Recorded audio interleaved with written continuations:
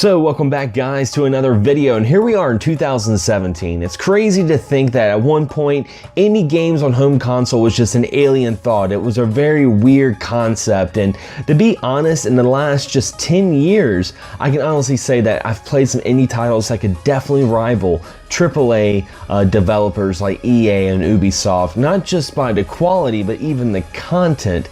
And in 2004 a little game came out called Cave Story, a game that I heard a lot of my friends talk about that I really admired, but I never really had a chance to play, or maybe I was playing something else at the time and it was always under my radar. And it's been released on many platforms, from Steam to the Nintendo DS to even the Wii and the PSP, but here I am finally reviewing because I finally played and beat Cave Story Plus, released for the Nintendo Switch. In Cave Story Plus, you play as a mute pale robot named Quote, who wakes up in a damp cave with no idea how he got there. As you make your journey, you find your gun and encounter a village of little rabbits named Mimigas. It's from there you hear about an evil doctor torturing these little rabbits, either killing them in experiments or using them as his slaves in an army to take over the floating island that you're on. His method is using these mysterious red flowers to possess these cute creatures into monsters. You also encounter his henchmen, Misery, an evil witch, and Balrog, a talking toaster. You make friends throughout the game, including another robot named Curly, who also lost her memory. Now, I don't want to talk about the story too much because I want to leave that to you guys, because the thing about this game is it's not just a game you play, but it's also a game you experience. And I like games that do this, you know. The way you play Cave Story may be completely different than how someone else plays Cave Story. There's many different endings, there's many different paths that you can take that can really interpret your style of playing. Now, Cave Story definitely borrows some reminiscence of games like Metroid and Castlevania, adopting that Metroidvania term that's been thrown around very, very loosely.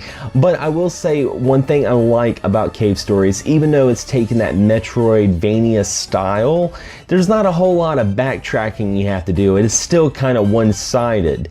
And you have a couple of different weapons that you get throughout the game, and you actually level up the weapons by these little triangles, chips that my friend Amanda calls them Doritos, so now I look at them as Doritos. But you get these little chips and you can actually level up your weapon. Now, the only downside is the more you get hit, your weapon can actually lose its value and you can actually de-level. So say you have a level 3 machine gun, if you get hit a whole lot, it can go down to level 2 and level 1 and lose some of its flair that it had in the upper status. But that's pretty easy to counter because you will be killing a lot of enemies. The graphics to this game has that pure retro feel that most of us have come accustomed to with the indie scene, and the soundtrack is fantastic.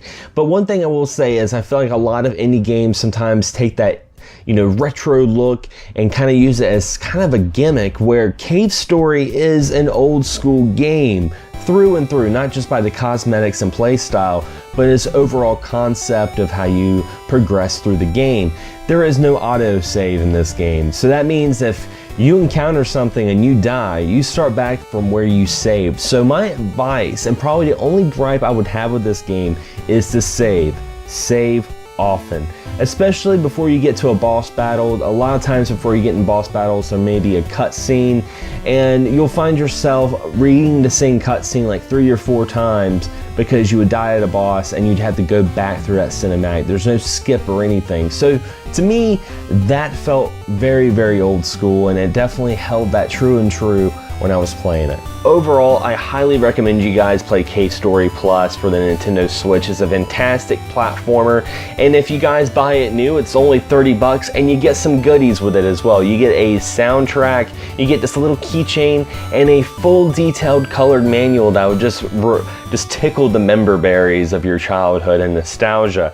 Now, I will say that Nikilis, they make some really, really fantastic games. They also made games like Kira Blaster, which I did a mini review of that, and games you should check out. My new series, a really great game that you can get on the PS4 and Steam. And just about anything that these guys put out, I definitely recommend and check out. There's a lot of charm and a lot of passion with every release, and it all started, in my opinion, it all started with Cave Story. Anyway guys, this concludes my review of Cave Story Plus for the Nintendo Switch, and if you guys enjoyed this content, don't forget not only subscribe, but also to hit that bell. What is the bell? It's beside the subscribe button, and this will notify you when there's new content on this channel, rather it's an unboxing, a let's play, review, games you should check out, or even an audio podcast with the XS Gaming Podcast.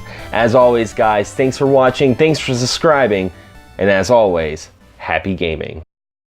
Can't get enough of XS Gaming Podcast? Be sure to check out our audio podcast on podomag.com. You can also subscribe to us on iTunes. And if you have a YouTube channel or podcast you'd like to share, be sure to check us out on Facebook on our group page and join the community.